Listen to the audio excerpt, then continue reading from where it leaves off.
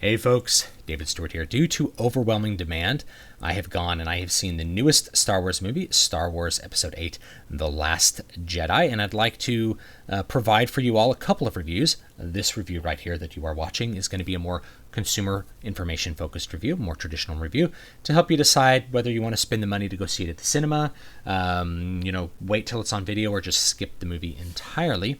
And I'll do a follow-up video later on that will probably be a little bit more in-depth with the plot, that will have spoilers. This will be a spoiler-free review, but it's really hard to sort of dissect a plot without having significant plot spoilers, so I'll put that in another video. In this one, whether or not you want to see the movie in cinemas is going to be sort of determined by your personal standards that you apply to movies that are worth your money and your time to go see in the cinema, which varies by person. I'm going to try to be explicit with my standards so that you can kind of gauge where those are. And if you've watched my past videos, you might have a good idea of where my standards are kind of set for this sort of thing. And I'll try to be explicit with my points of comparison as well, my anchoring points, if you will. And the other thing that you have to wonder is what your expectations are for a Star Wars movie that you're going to go see in the cinemas, because if you're very clear and explicit with your expectations, that's going to make an easy decision for whether this is going to deliver a great cinema experience for you. And I think for lots of people, this will be a movie that will deliver exactly the cinema experience they want from a Star Wars movie. That being said, lots of people want to know my opinion of this movie based on what I said about Force Awakens. And I'm going to try to condense it down for you into like one really overly long, complicated sentence that has all the information in it. Star Wars Episode VIII, The Last Jedi, is a beautiful, beautifully rendered 150 minutes of classic Star Wars aesthetics, filled to the brim with slapstick that doesn't work, bad one-liners, stilted dialogue, and then punctuated by these really incredibly emotional moments that are just as Star Wars as can be, kind of hearkening back to the original trilogy, but which have no relationship to any kind of sensical plot. That's kind of my 2-cent review. Now, some of you are going to hear that and say like, oh, well, clearly the movie sucks. Well, it depends what you want from it. It depends on your points of comparison. Let's have a really easy point of comparison. Is it better or worse than Force Awakens? In my opinion, it is better than Force Awakens, and significantly better than Force Awakens as an experience. And it's better in some very, very specific ways that have to do with the way the movie was technically executed, that I think made a much better product. Although there's some problems with a lot of that execution, the technical side of it, I think, is what ends up making it better. And I think that's what's going to make most fans want to see it in the cinemas, because I think that has more to do with what delivers a great Star Wars experience than some other things from a certain kind of fan point of view. So the production aspect is really what I want to talk about first. And the production on this movie is really, really top-notch, as most people would expect it to be, given that it's a Disney movie and they really throw a lot of money at things and they tend to do a pretty good job with special effects. But it's more than just the special effects. If I compare this to Force Awakens, I find it, production-wise, to be a much better movie than Force Awakens and have a much better effect with the production. The biggest part of the production that I think will wow people is actually not the special effects. We're kind of used to great special effects in movies, and especially in Star Wars movies. But the execution of the aesthetics, that first thing I said, it's a beautifully rendered 150 minutes of aesthetics. It's really, really on point with the original aesthetics from the original Star Wars trilogy, and those are used really, really well. So if you like the aesthetics from the original Star Wars trilogy, this is a movie that's really going to please you. It's got a lot of the same approach to sort of a used universe. There's a lot of texture that's used in the ships, in the interiors of the ships, in the sets. There's highly detailed sets. All of that stuff is firing on all cylinders. The CG looks really good for what's there. And you even have some new environments, which is a far cry from Force Awakens, which tended to just reuse sort of past environments that we'd seen before in other Star Wars movies. This one presents like a casino on a planet, and like some more grassy plain type things, and some new animals that are really cool to see. So aesthetically, I think this one does it well, and it introduces some new imaginative things that are also pretty cool as well. So on that level alone, I think that's going to please a lot of Star Wars fans and make it worth seeing on some level. Now, whether you want to see it in the cinema depends on whether you want to see those visuals really big, and it's also going to depend on the sound design. The sound design in this movie, I can't give you like a number like that it's a such and such out of 10. Like if I were to rate the overall production of this movie, I'd say it's a 9 out of 10. I'd say the aesthetics are 9 out of 10, right? The sound design, I think it's better than Force Awakens. But there was a problem when I watched it, and I don't think the sound system in the theater that I watched it in was quite set up properly. But I could still tell what they were doing. And in Force Awakens, you had this sort of maximized and compressed sound level where things never really got truly quiet. And in an action sequence, everything was sort of mono loud. Everything was just loud across the board. In this case, you have an action sequence and you have one sort of baseline level where the dialogue's audible and everything's clear. And then when you have a blaster hit a ship, you get this really big spike of sound that has a big impact. Unfortunately, the way that the system was set up when I saw it, things were cranked up too high, and we were getting this howlingly loud digital pop sound, like someone popping into a microphone with a plosive every time a blaster hit. So we weren't hearing quite the sounds that we're used to with blasters. First, I was like, that's a weird choice of sounds for that. It has a huge impact, but then I kind of realized that I think that they didn't have the system set up right, so it was peaking the system and causing these loud digital pops. Another small problem with the sound design is that a lot of the dialogue was kind of fuzzy and distorted, even at a low volume level, and that might have been the system that I watched it on, rather than the sound of the original file. So I'm not sure which one it was, but it sounded a little buzzy and not quite clear.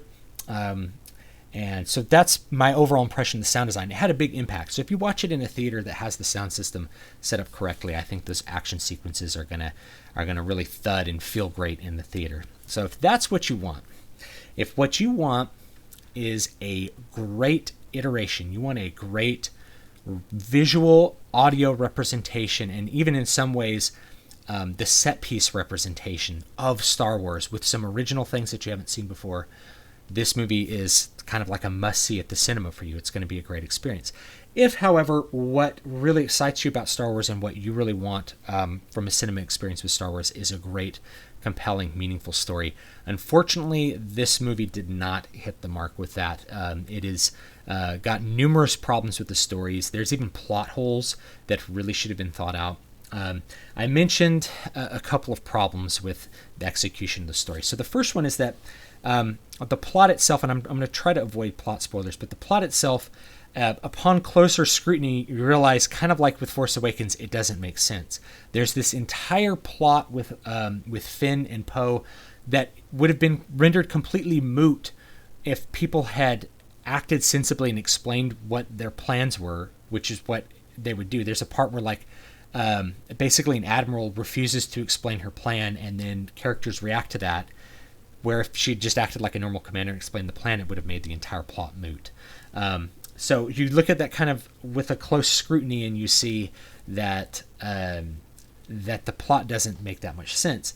Kind of a lot of the character actions don't seem to make a lot of sense. We have a lot of things that are just kind of pulled out of thin air. It's like, oh yeah, the Force can now do this, the Force can now do that, kind of like with Force Awakens. They were a little bit annoying. And a lot of gotcha moments, right? So they relied on the Force to pull these gotcha moments. It's like, haha, it's really this. And it's like, it's really this, and we were doing it through the Force. It's like, well, I didn't know the Force could do that, so I guess you got me. But I don't really believe that the Force would do that. It kind of like breaks the immersion, because we have so much establishment of sort of the Force that when we pull out new Force powers out of nowhere, it kind of just ends up not being believable. And that's one of the big problems with the story. It's 150 minutes, and there's not really much of a plot. The main plot is kind of a Chain of Dogs like plot. And you're going to get it in the first 5 minutes, so this really isn't a spoiler, but it's like the Resistance, which, by the way, in the movie they just start saying rebellion after a while. The resistance is running away from the First Order.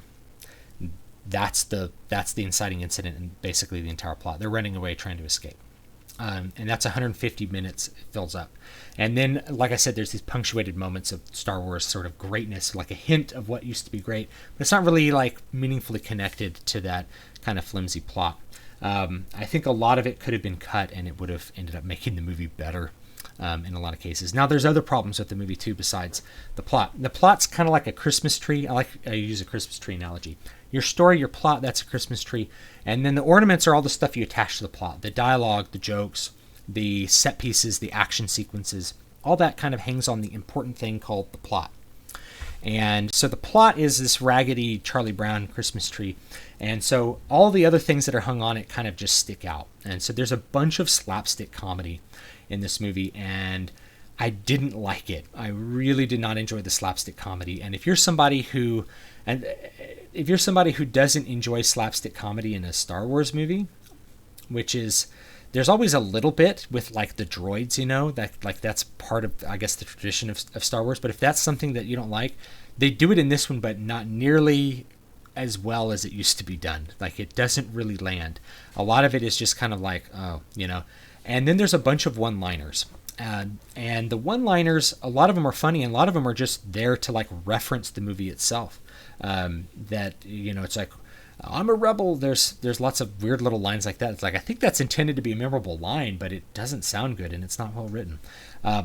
Another problem with the script in general is that most of the dialogue is what I call stilted dialogue or functional dialogue, where characters are telling the audience something by talking to each other rather than like talking to each other the way they would talk about it. They're like, you know, Poe will just say like, I've got to go blow this thing up now. It's like, he wouldn't actually say that. And also, the stilted dialogue isn't necessary because the visual storytelling elements are tend to be executed so well on their own that you didn't really need the stilted dialogue. So overall, the script, I would say, is like a 3 out of 10. And just to back up, I wanted to make one more point about production, which is that the cinematography and the editing of this movie are far superior than they were to Force Awakens. Not as much as what I preferred from like the older movies, the George Lucas movies, but it's still in a modern style, but it's way less shaky cam, 40 frames at a time for you to catch details. There's enough stuff showing on the screen that you can see what's going on. There's enough moments that take enough time that you can have drama and things like that. In general, the action sequences just play out much better than they did with the last movie. And so I think that's a big improvement, is the cinematography. Going back to the script and the dialogue, the other half of the dialogue is the acting. And this is an interesting relationship because you can have a great script that's acted really well. You can have a bad script that's acted really well, or you can have a bad script that's also acted badly. And the way these elements become obvious depends on how concentrated they are. So with some of the prequels, we saw bad dialogue badly acted, and it was really obvious. And in this movie, unfortunately, you have a lot of that. You have bad dialogue, and unfortunately, you have a lot of sort of overacting from the younger actors. So all of the new actors that are in this movie, they tend to overact a little bit, and they don't really sell the dialogue. And the reason that I kind of am critical of the acting in this is that you have these established actors like Mark Hamill. Mark Hamill kind of steals every scene he's in. He's really good in this movie. And you have like Andy Serkis as Snoke, that are so good when you see them on screen that you realize that the people playing opposite them are not good, because it's the same dialogue written by the same guy. The director, what's his name? Rian Johnson, I think. And so you have the same guy writing the dialogue, but you have different actors acting it, and all of a sudden you see this profound difference in effect. So even though a lot of the dialogue is not very good, the fact that you have some good actors acting it kind of makes up for it in a way.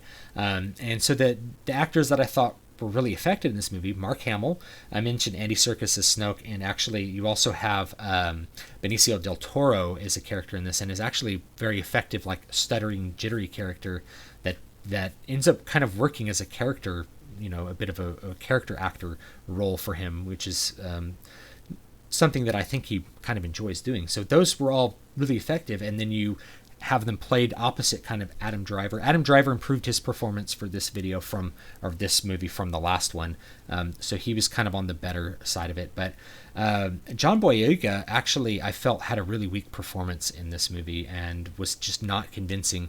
Maybe it's because the dialogue they gave him was really hammy, but it didn't really stick and didn't really do so well. So acting, I'd probably give like a 4 out of 10 because there's some good acting and there's some really bad acting. And then a lot of the auxiliary actors are just kind of really not good delivery. The plot, probably 2 out of 10. I didn't think the plot was very good, especially considering it was 150 minutes of plot that didn't really go anywhere or do much. Kind of an anticlimactic thing too that I'll get into when I do the more spoiler full kind of analysis. Music is one last thing I'll touch on. The music I would give like an 8 out of 10, and that's not so much because John Williams is good. Like he does good scores, and I think the music for Force Awakens would have been better had the movie been better.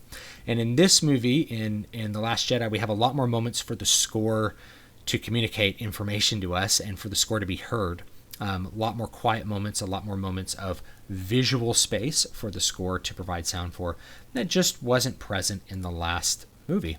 And so with that point of comparison in mind, I think the music's good. Is it as well done as maybe past, the first 6 episodes? Probably not, but I still think it's effective, and I think the soundtrack is good, and I think it's an improvement over the last one, certainly in execution and in context of how it ended up being used. So with all that information in mind, if you're the kind of person where you really want an explosive, big Star Wars aesthetics, a new presentation of Star Wars aesthetics, I think this is kind of a must-see in the cinemas. If you're somebody who is going to be bothered by all those other things, the kind of not so good story, the weak acting, the weak dialogue, jokes that don't really land, jokes that feel out of place. A lot of the jokes really feel out of place in the drama where they're presented. If those things bother you, I don't think you're going to enjoy this movie, and you should maybe wait to watch it on video. But the aesthetic presentation, like the visuals of it and the sound design, are good enough that I think most people should at least watch it on video, even though I think as a story it's mostly a failure. I think it's much better than the last movie, and visually much better. In the last movie there were some good visuals, but not nearly enough to make up for the really bad story. In this one, it's like there's really much better visuals, and the story is not nearly as annoying to me. And there's some great set pieces that I think you'll enjoy. Some different kind of environments. We actually have some new environments, unlike Force Awakens, where we had just like deserts and space station again, right? In this one, we have a couple of new environments, which are interesting to see. So let me know what you think about it down below, and we'll follow this up with a longer story analysis. Hopefully this has been informative to you and will help you make a good consumer decision. And remember, if you go and see movies that you don't like, knowing that you don't like them, that just sends a signal to studios to make more of the movies you don't like. Okay? So keep that in mind. One last bit, I have a new book coming out, so if you want to get that book for free before we do the whole kind of marketing and selling it, make sure you're joining my mailing list, dvspress.com/list. There's 2 lists there. One is a freebie promo list. It's going to go out to both lists. The freebie list is mostly if you're just interested in book deals from me or from other authors that I might dig up. And I don't send out a lot of emails, by the way. And the other one is if you're interested in all my content, if you're interested in the video content, other articles I might write, content I might produce for other sites, then be on that other list, be on the main list. So you can make a decision there as to which one you want, and you'll get the book for free. It's called Needle Ash. It's technically a sequel to Water of Awakening, my last fantasy novel. But this one is not required for you to have read Water of Awakening to understand this one. It's a new plot with new main characters, some returning auxiliary characters for fun, and I hope you will join my mailing list and get a deal on that little book and enjoy it. And I'll see you guys next time.